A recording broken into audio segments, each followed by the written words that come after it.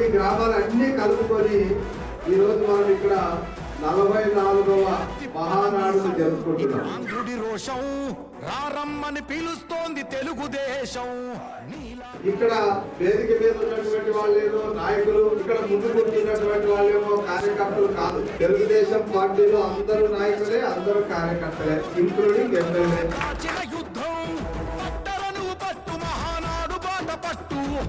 నువ్వు కట్టు పసుపు జెండా జట్టు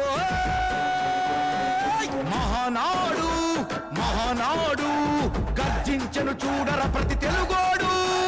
మహానాడు ఇది మహానాడు గర్వంగా పిలిచిందిర వెలనాడు. తిప్పరమీసం